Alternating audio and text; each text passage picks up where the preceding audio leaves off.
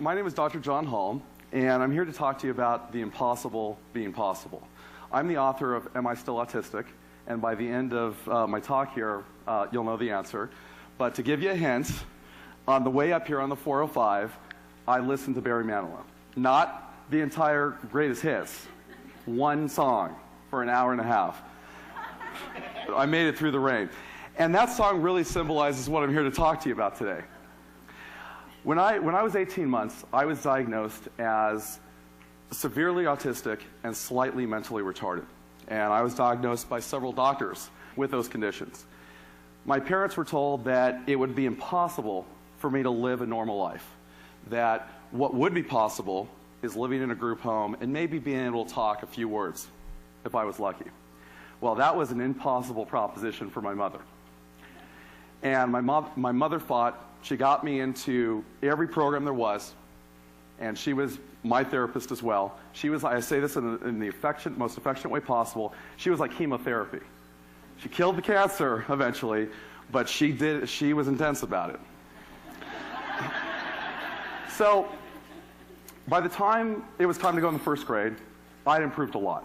I wasn't making eye contact. My speech wasn't exactly quite right. I didn't know numbers, letters, all that good stuff. But I had improved a lot.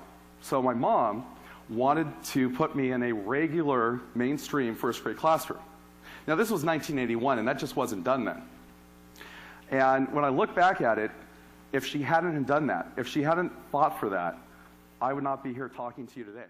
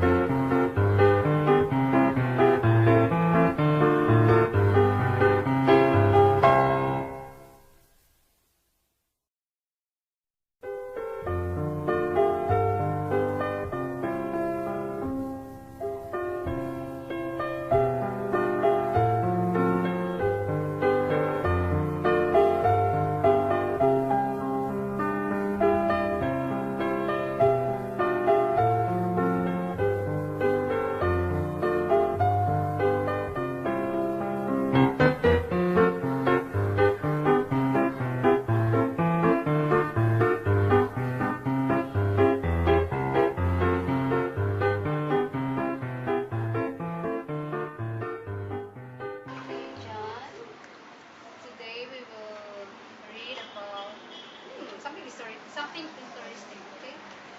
Did you know what is this? Oh, okay. Oh, look. The father has a fever. Did you see how it looks like? Huh?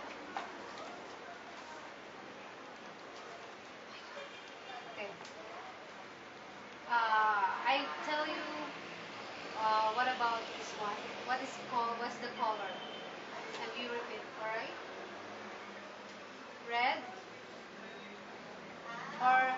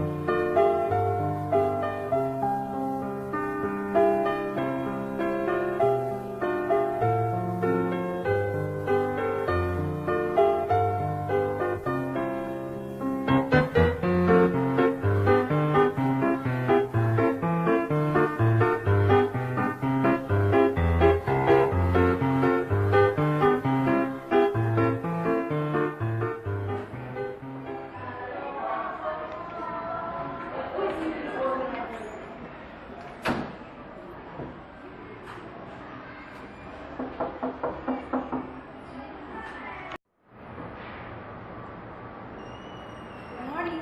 Morning, Mr. Johnson. I'm looking for Miss Smith. Today is the appointment of my son. Okay, please come in. Come have a seat. Good morning. What can I do for you, Mrs. Hall? Here because my son diagnosed with autism. Dr. Williams suggests to enroll my son in these institutions. What kind of therapy can you offer to us? To improve my son's mental development. Anyway, how old is he? John is 16 years old. 16 years old. So, can I have a test for him? Sure, you can test him. Now you can try to test my son.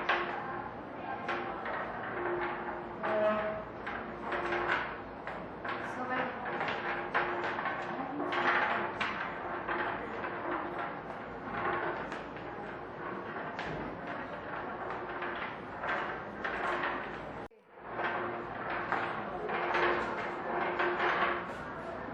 Hey, What?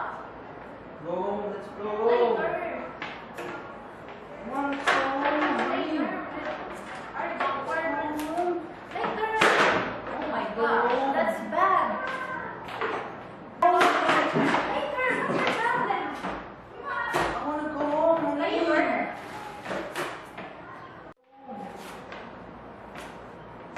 Later. Just later, doctor.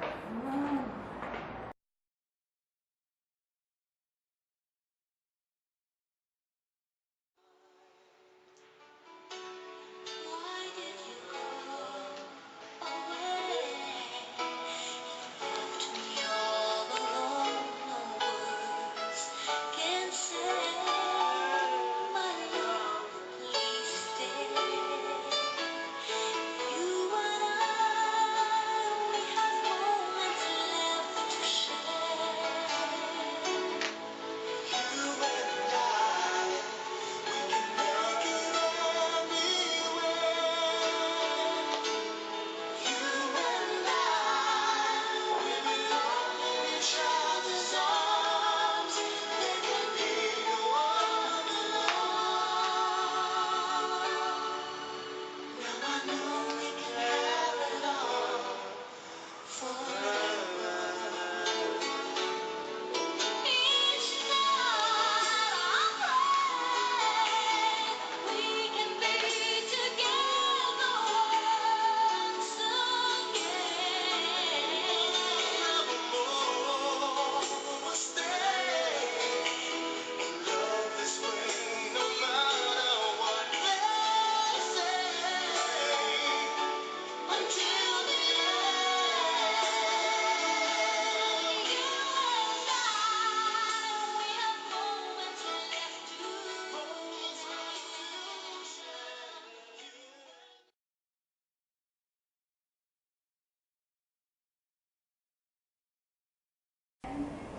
What is the color of this? White. Very good. This one. Red. What is this? Car. This one. Art. Very good.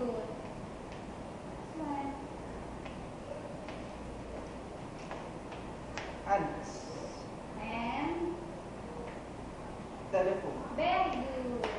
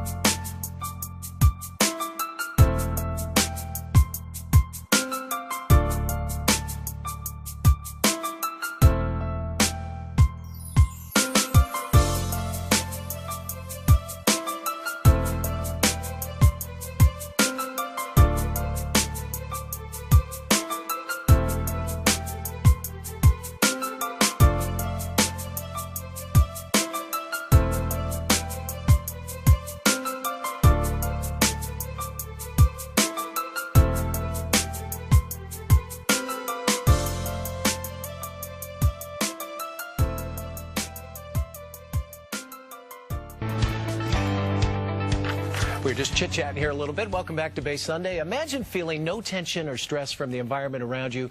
Both time and outside noises meaningless. Well, our next guest can relate to that in a big way, and he's overcome some significant life challenges in his book. He explains them all. Am I Still Autistic? It chronicles the life of a low-functioning, slightly mentally retarded young man as he became CEO of a multi-million-dollar national corporation, and he joins us now. It's author John Hall. John, how are you? Good. How are you? Thanks for having me. Glad to have you on board. Well, tell us. We talked about it off camera, but there's no cure for autism. There is not. And how did you manage to get over the hump and have it a part of your life, but be able to be so successful? Well, I think for starters, it was my mother. My mother pushed me. She was persistent. She was determined to make sure that I came out of whatever was going on with me. It was also the dedication of a lot of therapists. I was working with Dr. Lovas, who was really the pioneer of modern autism treatment. And it was just a real determination to do more and do better. Now, your oldest son, you've got 2 kids, a boy Yes. and a girl, and JR is named after yourself. Yes. Is 5 years old, and he was diagnosed as autistic very young, a little over a year. He was. Now, what did that do? What happened to you when you found out your son was autistic? Because you knew what you went through. I did, and I really hadn't come to grips at that point with the fact that I had been autistic. It was something I really denied. It was something I really didn't talk to people about. It was devastating. I was in the neurological office, and I just broke down and wept like I never did before. It was absolutely devastating, and it took me a few years to really accept it and really embrace who he was and really be able to help him. But, I mean, you're the benchmark, you're the mentor, you've gone through it, and look what you've done. So you had to have a feeling, and what you told me off camera, I guess JR is not quite as autistic as you were, right, at that age? At that age. He's not had the same amount of progress, but he's getting there. You know, and you're right, I had been through this, and that should have been enough to motivate me and make me feel more comfortable, but it's really hard to explain. And the reason I wrote this book is I want to give hope to parents, because if I was as hopeless as I was, having gone through what I went through successfully, just imagine what a lot of other parents and families are going through. And how long did it take to write? And was it good therapy for you to sit down and put pen to paper or be on your laptop, so to speak? It was absolutely cathartic. It really allowed me to accept where I'd come from, to embrace it, to really come out about it, and it's really expanded the relationship I have with my son. That's great. We talked about the therapy. Now, if you're looking for a kind of a book on symptoms and what to do, this is not your book. This is kind of, it puts a face to autism. It's your story, and that's what you wanted to do, right? That's absolutely right. It deals with autism from two unique perspectives. First of all, from someone who's been through it and what that's like and what it's like to overcome it, and a parent of a child who is going through it. Well, can you imagine your life without autism? You wouldn't be the man you are today unless you had to overcome some of this, I would imagine. No, it's a part of my life. I wouldn't have changed a thing. It's been very hard, as people read in my book. But, you know, I love my life, and I love what I've become. And what has the book, what's been the response? Just from friends, family, from the public out there? It's been amazing. The support has been great, and this is something I never talked about. So it was really hard to put this out there, and I've just been amazed with the love and the support that I've received from people. Do you get emails from people that read the book that were where you were when you found, oh my goodness, my son's autistic, and then they read your book and they see some hope, perhaps, or at least they know they're not the only one in the boat, so to speak? Absolutely, and that hope is so important, because the hope that a parent has and what that parent is able to do for their child will help with that outcome, will help with that child's outcome. Sure. Let's talk about JR. How is he dealing? Does he know Dad wrote this book about him? No, not quite yet. He's still having difficulties really communicating, but we're getting there. And I really look forward to being able to share this with him someday. Well, share with our viewers, what are they doing right now is there treatment for autism? Is there anything being done to find a cure, so to speak? Well, there is no cure, and there's a lot to be learned about autism. There's a lot of research going on. The best thing that parents really can do is get their kids diagnosed and get their kids into early intervention. The earlier you start dealing with this, the better outcome there is for your child. But autistic children, whether they are low on the spectrum or high on the spectrum, can do things. They can be successful, and that's another message that I really convey in this book. What was your biggest hurdle growing up with autism? In grade school, in high school, in college? You've got a master's. You're working on a doctorate, too, are you not? Yes. What's that in? Education. Okay. So, biggest hurdle was really making friends and being accepted. And it was a very difficult childhood, as I talk about it in my book. And your parents mainstreamed you. They said, you know what, John, you're gonna get in with this classroom in the first grade and just go and sink or swim. They did, and that's what we're going to do with our son as well. You need the support, but thank goodness they did it, because I wouldn't be where I am today. And the idea for the book, was it something you were thinking about for years, or did it just come to you one day and say, you know, I've been on this journey, I want to share it with someone? Well, my mom passed away, and that was really the impetus for me to start writing and really coming to grips with this. I really hadn't intended on sharing it with anyone, but then I realized what a help this could be for people and an inspiration. How much better do you feel now with your CEO of a company? Is it one of the first things that comes out in a conversation? You know, I'm autistic, I've done this, I've done that. Are you? I guess you're proud of who you are, right? I am proud of who I am. I've been a CEO now for almost 14 years, and I just wrote this book. So my clients are just learning this about me, and they're very surprised. They had no idea. So you've never really told, tell them, what kind of business are you in? I run a contact center management company. Yeah. That's great. All right, well, John, we wish you all the best with the book. Thank you so much. And to your son, JR, we wish him the best. Thank you. Thanks for Appreciate joining it. us.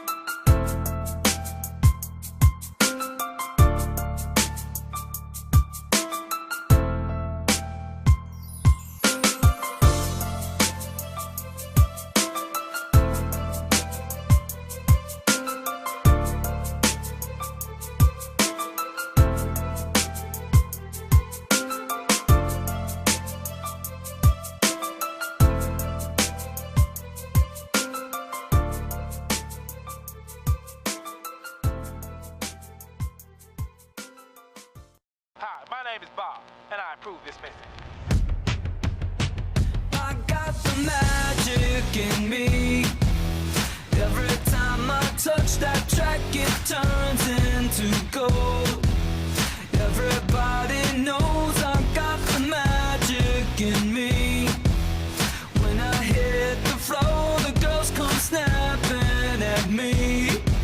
Now everybody wants a blast of magic, magic, magic, magic, magic, magic, magic, magic, magic, oh.